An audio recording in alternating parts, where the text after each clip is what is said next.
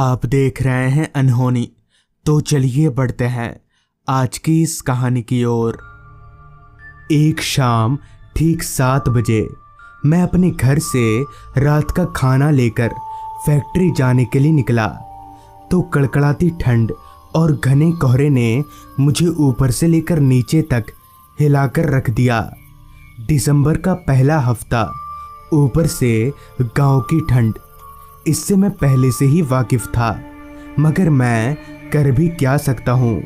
आज मुझे फैक्ट्री जाना ही होगा क्योंकि आज मेरा काम पर पहला दिन है और ये काम मुझे काफ़ी मशक्क़त के बाद मिली है, तो मेरे पास इसके अलावा और कोई दूसरा उपाय नहीं है। घर से निकलते ही मैंने जब अपनी निगाहें इधर उधर घुमाई तो मुझे गांव के रास्ते पर मेरे अलावा और कोई नहीं दिखा। ऐसा हो भी क्यों ना, इतनी ठंड में कौन मेरे जैसा बदकिस्मत होगा जो बाहर निकलेगा। खैर, मैं चलते हुए फैक्ट्री की तरफ आगे बढ़ने लगा। मेरे घर से फैक्ट्री करीब 7 किलोमीटर की दूरी पर है और मुझे रात के 9:30 बजे तक वहां पहुंचना होगा, इसलिए मैं 7 बजे ही घर से निकल गया। घर से निकलते वक्त पापा ने कहा था, आज किसी तरह से पैदल चले जाओ, कल तुम्हारे लिए एक साइकिल का बंदोबस्त कर दूंगा। कुछ दूर चलने के बाद मैं गांव के रास्ते से अलग एक सुनसान रास्ते पर आ गया, जहां मेरी टॉर्च की लाइट पड़ते ही मुझे अंधेरे का पता चला, क्योंकि उस रास्ते पर अंधेरा इस कदर छाया हुआ था कि मेरी टॉर्च की लाइट ना के समान मालूम पड़ रही थी। सन्नाटा तो इस कदर फैला हुआ था कि रास्ते के किनारे झाड़ियों से आ रही रात कीड़ों की आवाज़ें भी मुझे साफ साफ सुनाई पड़ रही थीं। रास्ता पूरी तरह से जंगलों से घिरा हुआ था, तो मुझे बार बार बस यही डर खाए जा रहा था कि कहीं कोई जंगली जानवर मुझ पर हमला न कर दे। डर के कारण मैं अपने पैरों को दबा दबा कर चल रहा था ताकि मेरे चलने की आवाज़ ना हो। अभी मैं आगे बढ़ ही रहा था कि तभी मुझे पीछे से एक टांगे की आवाज़ आई। उस आवाज़ को सुनकर मैंने जब पीछे पलटकर देखा तो तांगा चलकर मेरी ओर आ रहा था। उस तांगे को देखकर मैं रास्ते के किनारे खड़ा हो गया और मन ही मन में बोला, पैदल जाने से तो अच्छा है कि मैं इस तांगे वाले से सहायता मांग लूं। ये सोचते ही मैंने हाथ दिखाकर उस तांगे वाले को रोकने का इशारा किया तो वो तांगा ठीक मेरे सामने आकर रुका। तांगे के रुकते ही तांगा चला रहे एक बुजुर्ग आदमी ने मुझसे कहा, कहाँ जाना है बाबू साहब आपको? जिस पर मैंने कहा, वो मुझे थोड़ी दूर आगे फैक्ट्री में जाना है, आप मुझे छोड़ देंगे? इस पर उस आदमी ने हंसते हुए कहा, बिना पैसों के तो मैं किसी को भी नहीं बिठाता, 2 रुपया लगेंगे। इस ठंड में पैदल जाने से तो अच्छा है कि मैं उसे 2 रुपए देकर उसके तांगे में चला जाऊं। इस पर मैंने उस बुजुर्ग आदमी से कहा, हाँ ठीक है, मैं 2 रुपए दे दूंगा, आप मुझे वहाँ तक छोड़ दीजिए। जिस पर उस बुजुर्ग आदमी ने मुझे तांगे पर बैठने को कहा।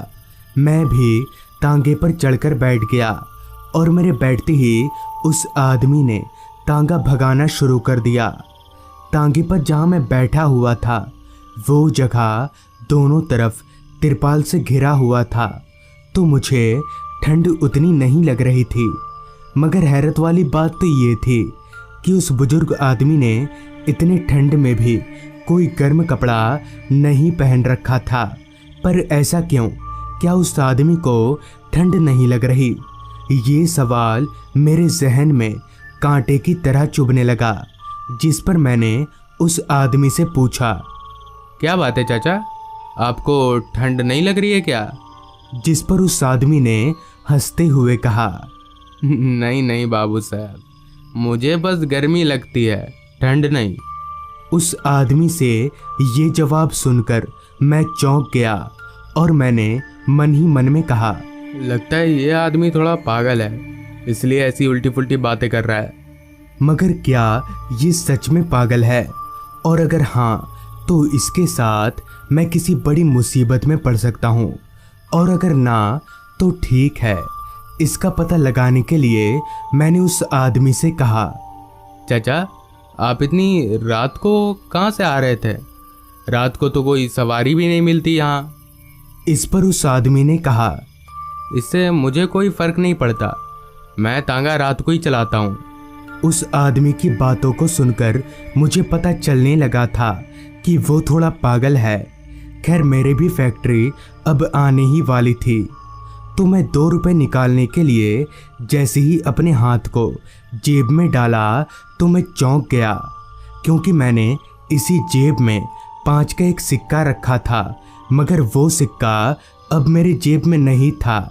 मैंने सभी जेबों को देखा, पर मुझे पैसे कहीं नहीं मिले। मगर मेरा 5 का सिक्का गया तो गया कहाँ? शायद तांगे में ही कहीं गिर गया होगा, जिस पर मैंने टॉर्च जलाकर अपने आसपास भी देखा, मगर मुझे वो सिक्का कहीं नहीं मिला। अब मुझे समझ नहीं आ रहा था कि मैं क्या करूं और इस तांगे वाले को क्या जवाब दूं। इसने तो मुझे पहले ही कह दिया था, और ये अब बिना पैसे लिए मानेगा नहीं। इस पर मैंने उस आदमी से कहा, चाचा, तांगा रोकिए, मुझे उतरना है। मेरे इतना बोलते ही उस आदमी ने तांगा रोक दिया। तांगा रुकते ही मैं उतरकर उस आदमी के पास गया और उनसे कहा, चाचा, मेरे पैसे गिर गए हैं, तो मैं आपको 2 रुपए नहीं दे पाऊंगा। मेरे इतना बोलते ही उस आदमी ने पीछे तांगे की तरफ देखा और चिल्लाकर कहा, अरे बचवा लोग, तुम लोगों ने लिया है क्या बाबू साहब का पैसा? उस आदमी के मुंह से ये सुनकर मैं सहम गया, क्योंकि मेरे और इसके अलावा यहाँ तो और कोई नहीं था। तो फिर ये आदमी किसको बोल रहा था? उस आदमी ने इतना कहा ही था कि तभी पीछे से 2 बच्चों के हंसने की आवाज़ आई। उस आवाज़ को सुनकर मैं जैसे ही पीछे पलटा तो मेरे होश उड़ गए और मेरा सर एकदम से चक्कर खाने लगा, क्योंकि जब मैं इस तांगे पर बैठकर आया था तब तो यहाँ कोई भी नहीं था। तो अब 2 बच्चे कहाँ से आ गए? अभी मैं एक पुतले की तरह खड़े खड़े ये सब देख ही रहा था कि तभी उनमें से एक बच्चे ने हंसते हुए कहा, हाँ, हमने लिए हैं पैसे और अब हम नहीं देंगे। इतना बोलकर वो दोनों बच्चे तांगे से कूदकर जंगलों के भीतर भाग गए, जिस पर मैंने उस आदमी से कहा, चाचा, ये बच्चे कौन थे? और पहले तो मैंने इन लोगों को तांगे पर नहीं देखा। जिस पर उस आदमी ने जो जवाब दिया उसे सुनकर मैं और सहम गया। मेरे ये पूछते ही उस आदमी ने कहा, क्या बोल रहे हैं बाबू साहब आप? ये दोनों तो आपके बगल में ही बैठे थे, आपको दिखा नहीं क्या? ओ, दिखेगा भी कैसे, ये दोनों तो भूत हैं। इतना बोलकर वो आदमी जोर जोर से हंसने लगा, मगर उसकी हंसी इतनी डरावनी थी कि मेरे कानों को बर्दाश्त तलक नहीं हो रहा था। मैं उसे चुप कराने के लिए जैसे ही अपने हाथ को उसके कंधे पर रखा तो मैं जोर जोर से कांपने लगा। दरअसल मेरा हाथ उस आदमी के शरीर के आर पार हो गया। अभी मैं कांप ही रहा था कि तभी उस आदमी ने एक भारी सी आवाज़ में कहा, माफ़ करिएगा बाबू साहब, मैंने आपको बताया नहीं कि मैं भी भूत हूँ और अब आप भी भूत बनने वाले हैं। उस आदमी के मुंह से ये सुनकर मैं अब वहाँ रुक नहीं सका। मैं दौड़कर भागने लगा। मैं काफ़ी तेज दौड़ रहा था, मगर मेरे कानों में बस एक ही आवाज़ आ रही थी, बाबू साहब, मेरे 2 रुपए दीजिए। मैं उस आवाज़ से जितना दूर भागना चाह रहा था, वो आवाज़ मेरे उतने ही करीब आ रही थी। मैंने जैसे ही पीछे पलटकर देखा तो वो आदमी बिना पैर चलाए ही हवा में उड़ते हुए मेरे पीछे पीछे आ रहा था। इससे पहले कि मैं काफ़ी दूर भाग पाऊँ, तभी उस भूत ने पीछे से मेरा गला पकड़ लिया और मुझे उल्टी दिशा में घसीटने लगा।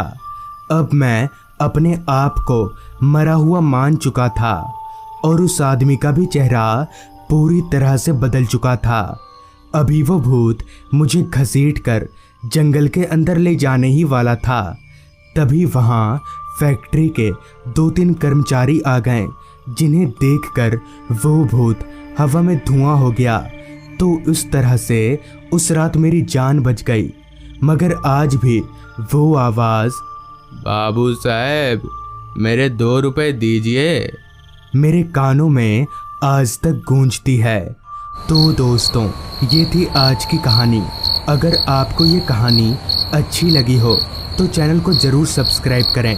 तो मैं आर्यन जल्द ही मिलूँगा आपसे ऐसी ही एक कहानी के साथ।